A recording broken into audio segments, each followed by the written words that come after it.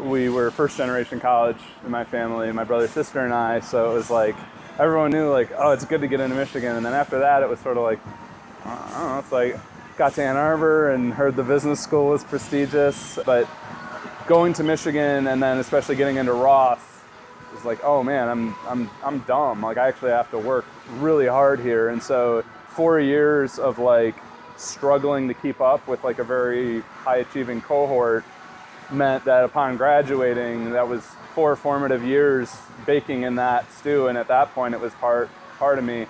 When we were starting a business, you sell all day and then you have to print all night and then you might get 4 hours of sleep. It wasn't that different from struggling to keep up at Michigan. And the only reason I ended up at Michigan was I had an uncle who had gone to smaller schools and he had issues graduating on time because classes had been canceled, things like that.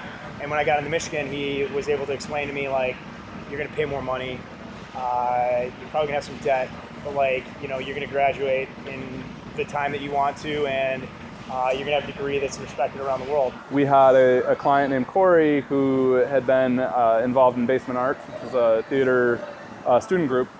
He was involved with Team Star Kid, who was this theater group that came out of doing this Harry Potter spoof. So Corey, because we already had a relationship, came to us to do some like Hogwarts gym class shirts or something for the play. So we did that, and that went well, and then we got to know them, and then we started doing their merchandise right as they just kind of exploded internationally. You know, we'd been getting like maybe 10, 20 orders a day.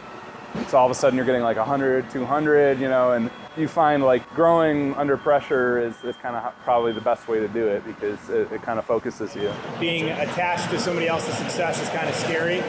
So as they, you know, sort of ebbed and flowed, we started selling on Amazon. And then when we overcame that dip in the fourth quarter because of Amazon sales, it was like, all right, well, we've weathered this storm. We figured out our next move, and as long as we can, you know, grow this now, we may have our next big thing, and that has worked out.